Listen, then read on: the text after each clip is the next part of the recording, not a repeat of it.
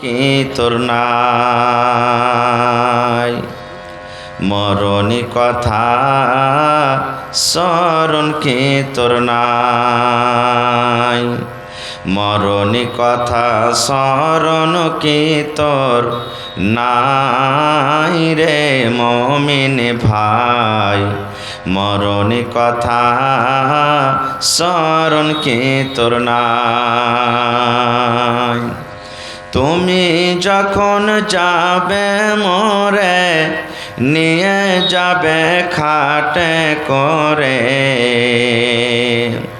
তুমি যখন যাবে মোরে নিয়ে যাবে খাটে করে, রেখে দিবে মাটির বিছা নাই রে মুমিন ভাই, মরণী কথা স্মরণ কি তোর নাই।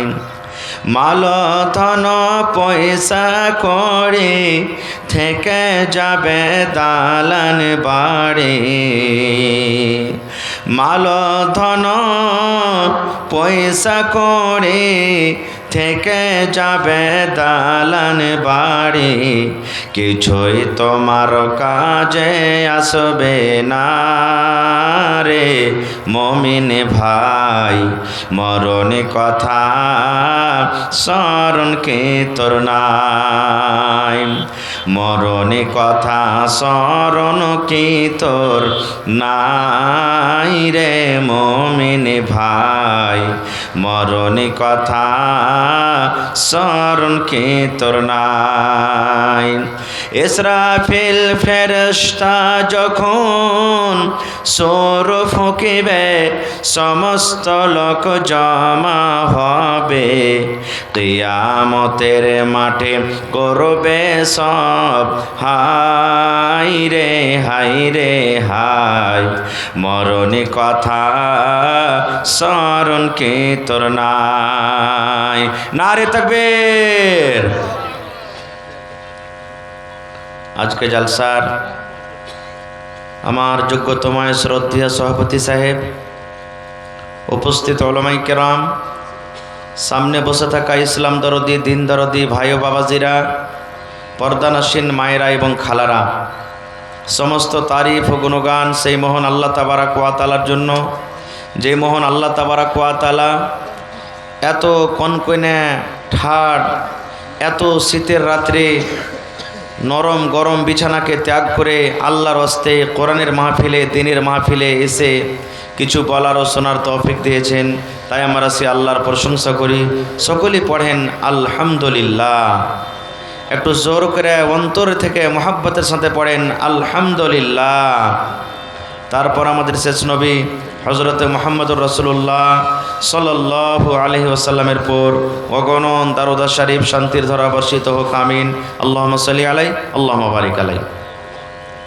বন্ধুগণ, আজকে আমি আপনাদের সামনে সূরাতুন নিসা থেকে একটি আয়াতের টুকরা তেলাওয়াত করেছি এবং আল্লাহর নবী মুহাম্মদ সাল্লাল্লাহু আলাইহি সাল্লামের একটি হাদিস পড়েছি।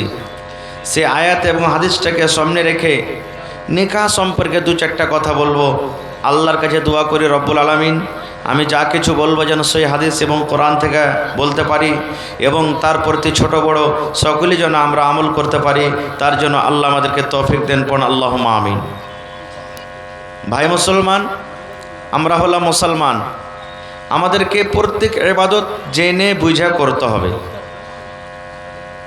প্রত্যেক ইবাদত, নামাজ হলো, রোজা হলো, এরকমভাবে যত রকম পৃথিবীতে আল্লাহ তাবারাক ওয়া তাআলা ইবাদত দিয়েছেন সমস্ত ইবাদত জানতে হবে, তারপরে আমল করতে হবে।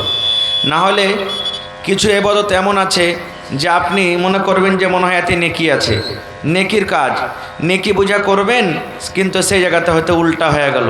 আর উল্টা যখন হয়ে গেল, শরীয়ত বিরোধী যখন হয়ে গেল, তখন আমলটা কিন্তু নষ্ট হয়ে গেল, বরবাদ হয়ে গেল, উপর থেকে আরও গুনাহ হয়ে যাবে।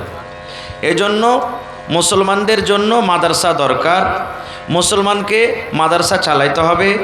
আর এই মুসলমান আমরা যতদিন ঈমানকে বাঁচিয়ে রাখতে চাই, মাদ্রাসাকে বাঁচিয়ে রাখতে হবে। মাদ্রাসা যদি আমাদের শেষ হয়ে যায়, জানতে হবে আমাদের ঈমানও শেষ হয়ে গেল। কারণ মুসলমান মেন শরীয়ত মাদ্রাসা থেকেই পাই।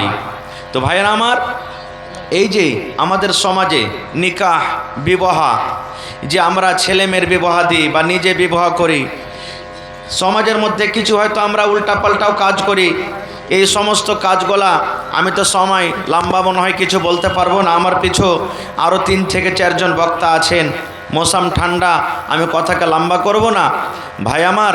তবে নেকি মনে করে কিছু আমরা কাজ করি, আর যেগুলা হয়তো নেকি যে কাজগুলোতে পাবো সে কাজগুলো হয়তো আমরা কত লোক ছেড়ে দিই।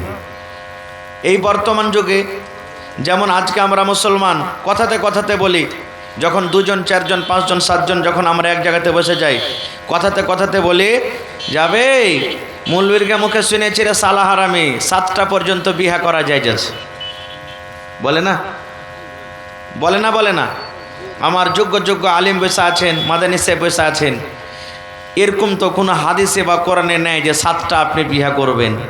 7টা বিহা করেন মানা নেই, কিন্তু একসাথে 4টে স্ত্রী কি আপনি রাখতে পাবেন? একসাথে নিজের স্ত্রী করে 4টে কি রাখতে পাবেন? এবার যখনই 5 নম্বর আপনি বিবাহ করার মন করবেন, এই 4টের মধ্যে একটাকে আপনাকে ক্যান্সেল করতে হবে, তালাক করতে হবে।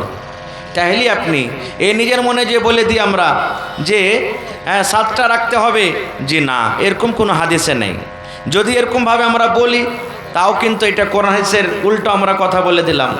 কতটি বিয়ে করতে পারবেন আপনি, আমি কতটি বিয়ে করতে পাবো, আল্লাহ তাবারাক ওয়া তাআলা সেটাও জানিয়ে দিয়েছেন। কি আল্লাহ তাবারাক ওয়া তাআলা বলছেন, ফানকিহু মা তাবা লাকুম মিনান নিসাই, হে দুনিয়ার মানুষ তোমরা বিয়ে করো যেই নারী, যে বেটি ছেলে, যে মহিলা তোমাদের পছন্দ হয়, মহিলাদের মধ্যে যেটা তোমাদেরকে ভালো লাগবে তাকে তোমরা বিয়ে করো। কতটি বিয়ে করো?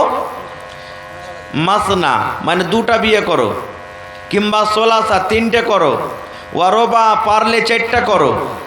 এবার আল্লাহ তাবারাক ওয়া তাআলা বলছেন যে তুমি 2টা বিয়ে করেছো, কিংবা 3টা করছো, কিংবা 4টে বিয়ে করেছো, এবার তোমার যদি ডর হয়, অন্তরে ভয় হয় যে হারে 2টা তো স্ত্রী নিয়ে আসবো বা 3টে বিয়ে করব, এবার যদি তাদের মধ্যে কি বলছে যে ইনসাফ করতে পারবো কি পারবো না, তাদের মধ্যে আমি ফয়সালাটা করতে পারবো কি পারবো না, হয়তো একটাকে আমি বেশি দেখবো, একটার দিকে হয়তো আমার মোহাব্বত ভালোবাসা কম হয়ে যাবে, এরকম যদি ভয় হয়, ইনসাফ করতে না পারো, তা আল্লাহ তাবারাক ওয়া তাআলা বলছেন একটাই তোমাদের জন্য যথেষ্ট, একটা কি করো।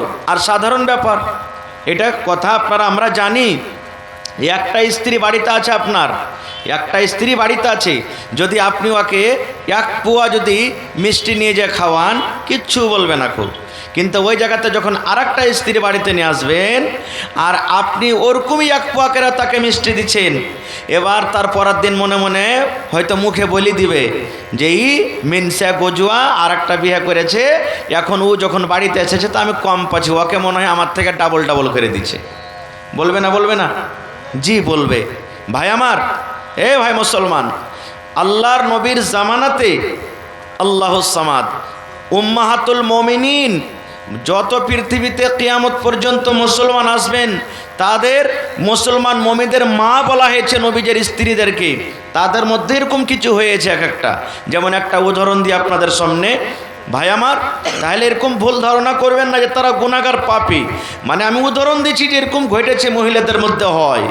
যেমন আল্লাহ রসুল সাল্লাল্লাহু আলাইহি সাল্লামের 11টা স্ত্রী, একসাথে 7টা ছিলেন, আলাদা আলাদা বাড়ি। আরও একটা জানা রাখেন, 2টা স্ত্রী করেন, 3টা করেন, 4টা করেন, মানা নাই, কিন্তু একই রুমে একই বিছানে নিয়ে থাকবেন না আপনি, রুম আলাদা আলাদা করতে হবে, ঘর আলাদা আলাদা করতে হবে।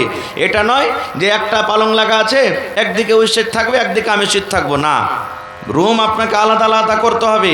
আপনি 2 জন স্ত্রীকে বসে একসাথে খান, একসাথে গল্প করেন, একসাথে বসে থাকেন, হাসি মজাক করেন, এরকম কোনো ব্যাপার নয়। কিন্তু যখন আরামের দরকার হবে ওর আলাদা রুমে ওকে রাখতে হবে, আর একটা বিবিকে আলাদা রুমে আলাদা করে রাখতে হবে, একে সাথে করতে হবে না খো। এবং রসুলের হাদিস কি আছেন জানেন? আল্লাহ রসুল বলেছেন, রে পৃথিবীর মানুষ, যারকে 2টা 3টা স্ত্রী আছে, একটাকে ভালো দেখো আর একটাকে যদি না দেখো, মানে 1 চোখে সুরমা 1 চোখে কাজল, বুঝতে পারছেন তো? বুঝতে পারছেন? মানে একটার সাথে খুব ভালোবাসা, এইটা দেওয়া ওইটা দেওয়া, এই দেওয়া ওই দেওয়া, আর একটাকে শুধু যেমন থেকে আসবে মায়ের গায়েল কিছু দিবে না, এরকম যারা করো আল্লাহ রসুল বলেছে